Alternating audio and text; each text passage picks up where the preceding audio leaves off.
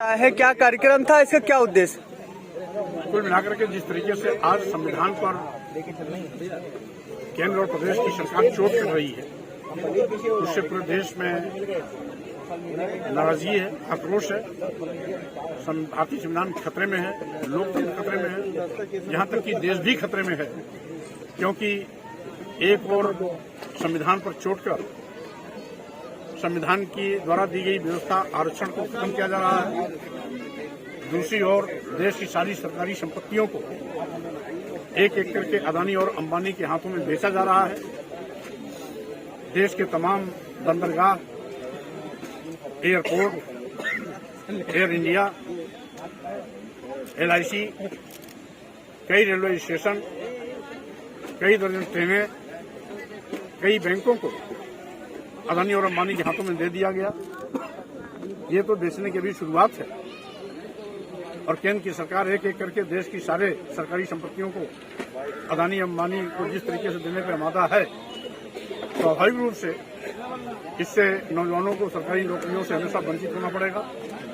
वहीं पर देश का निजीकरण केंद्र की सरकार द्वारा किया जा रहा है, जो देश के हित में है, और साथ ही साथ राष्ट्र विरोधी कार्य भाजपा सरकार कर रही है। उसको देखते हुए संविधान बचाओ महासम्मेलन का कार्यक्रम आज यहां आयोजित किया गया था, जिसमें विस्तार से इस विषय पर चर्चा भी हुई। सर, आपके द्वारा ही कई मंचों से बोला गया 1585 को लेकर, तो बस्ती मंडल में जो है पिछली बार 50-50% टिकट दिए गए समान में, तो इस पर क्या कहेंगे? देखिए,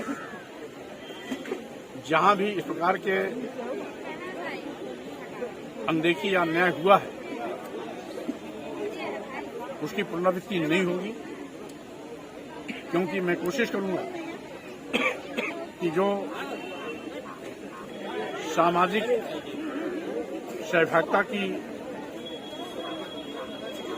गाइडलाइन है उसका अनुपालन हो, और जिसकी जितनी संख्या भारी उसकी उतनी हिस्सेदारी के बिना पर हर जगह लोगों की हिस्सेदारी मिले, इस बात को सुनिश्चित करने का प्रयास किया जाए। उपचुनाव के प्रदर्शन जिस तरीके से रहा, नगर निकाय चुनाव है, इसमें किस तरीके का प्रदर्शन करेगी समझ? देखिए, आज जिस तरीके से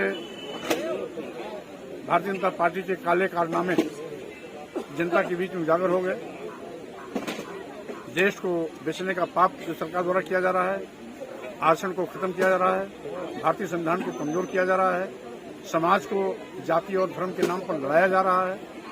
जिस देश में कभी हिंदू, मुस्लिम, सिख, ईसाई सब आपस में भाई भाई का नारा लगता था, वहां पर प्रदेश केंद्र की सरकार हिंदू मुस्लिम करके समाज को बांट रही है, देश को बांटने का पाप कर रही है।